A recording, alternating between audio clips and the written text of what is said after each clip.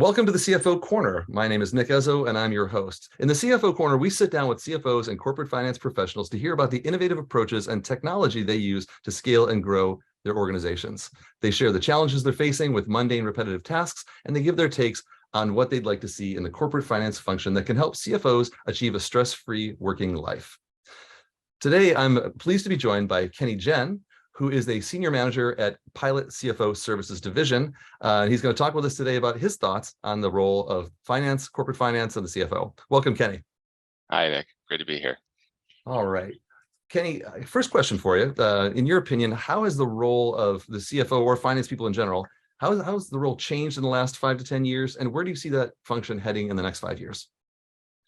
Great question, Nick. So just full disclosure, my experience in regards to this view, as well as the questions after, are usually related to the fact that I had a lot of experience within the CPG space and the consumer industries. So that kind of geared towards in those directions and the unique nuances regarding those. So in my view, the role has transformed in terms of transitioning from something of which involved a lot of data collection and accuracy, and now a lot more is around the system building around those processes and gradually moving towards the interpretation of that data and the actions associated with it. So I think what's super interesting is you're really starting to see that melding of finance and operations come together as the data becomes more accurate and there's a lot more interpretation around it of really understanding what's going on the ground floor and what are the numbers telling us. And with that kind of information, you're really able to take that and lead to actionable insights, if not also the tracking and execution of it at the same time. So now you're starting to really see CFOs and a lot of members of the finance team be part of that strategic element and also understanding kind of what has happened and to work really closely with operations to understand what we can do in terms of tactical actions to improve operations or to discover more insights and so on and so forth. Yeah, that's interesting because I see that happening over the last 5 years as well. The fact that there's been the rise of business operations, finance operations, finance transformation as a role within the organization.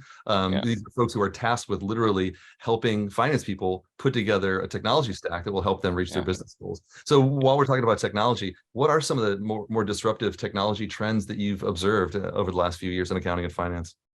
Yeah, so I'd say the most exciting parts that I see in terms of the innovation there is around the automation of just the manual processes side of things.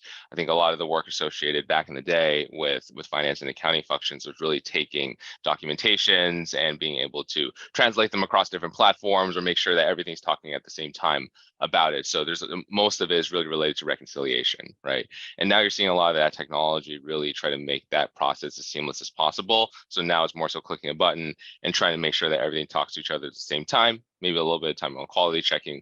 But I think that's the area where I see the most amount of room for improvement in terms of the function in those roles, because that the more we're able to condense the time related to that, the more we're able to really start thinking about what those numbers mean and the tactical red flags associated with it. I think one of the biggest challenges that I see in regards to roles like these is that balance between the execution of the data collection and then being able to have the processing time and brain power to interpret that information.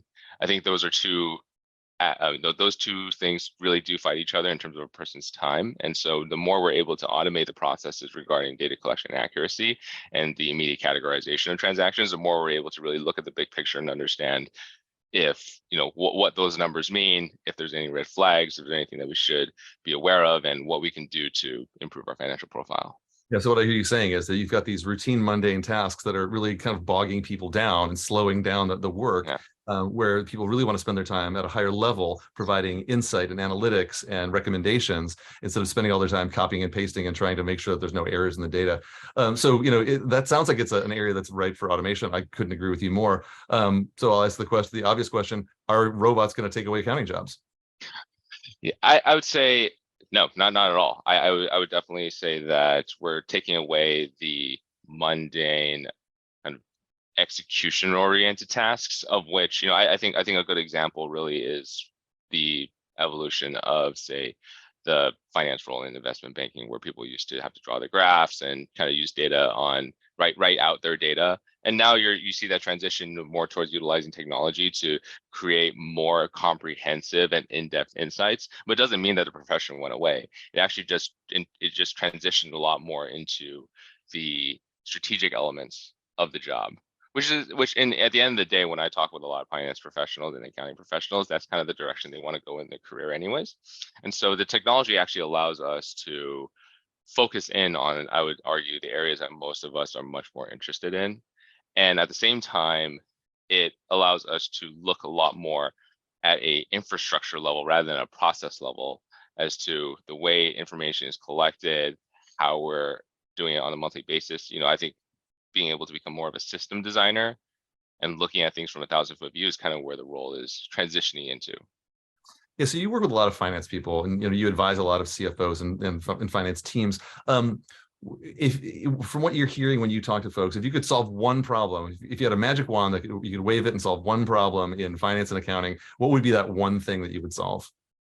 Immediate magical context pulling for transactions. So you see something weird in the books, to be able to click on it and then see the exact source of where it came from, how it got there, and who inputted it, I think would save us just millions of hours collectively. I think a lot of work that becomes a big pain in the accounting and finance function is when you have to do deep dives and really start helping with sourcing, when you're either doing some kind of diligence or really trying to dive into why numbers are performing the way they are. One of the hardest things is really to look back at something, not know where the source is, and then have to connect the dots manually, looking at different sources, looking at different PDFs. And that's really where I think a big chunk of hours just accelerate exponentially. And so if there was a way to really easily, and maybe it's really pulling the right technologies together and the APIs to quickly be able to click on a transaction, and then the immediate PDF of which a person inputted that expense just pops up right in front of you, that would mean the world to me. Yeah, I hear you. So any final thoughts, Kenny, before we sign off here on our podcast? No, I will say, I'd love to talk a little bit about the kind of CPG world and kind of what we've seen on the CFO side, where the biggest topic I would argue right now is really related to working capital. Now that we're in a much more cash constrained environment, there is a huge emphasis around the ability to manage your cash through not just your profit and loss, but then also your purchases. Now that becomes a lot more important aspect of the conversation, because now in this world, because you're not able to necessarily get easily lines of credit or equity financing, you have to be able to understand where your cash is going. And so you might be paper gains, but then you could be cash losses simply because all that working capital, all that AP and AR is just sucking up all that cash, and you can't run your operations. And so now I think CFOs really have to think a lot more strategically and have more tools in their hand to understand how they can allocate cash tactically on a week-to-week basis. Yeah, I mean, it sounds like a cliche, but we hear it over and over again. Cash is king. Cash is the lifeblood of every organization, and if you're not managing it, quite frankly, you're not doing you're not doing the service to your business that you need to. So with that, I'd like to thank Kenny Jen for spending the time with us today. I learned something today, as I always do on these. On behalf of Auditoria and the rest of the CFO Corner team, I'd like to thank you for listening and have a great day. Thank you. Take care, Nick.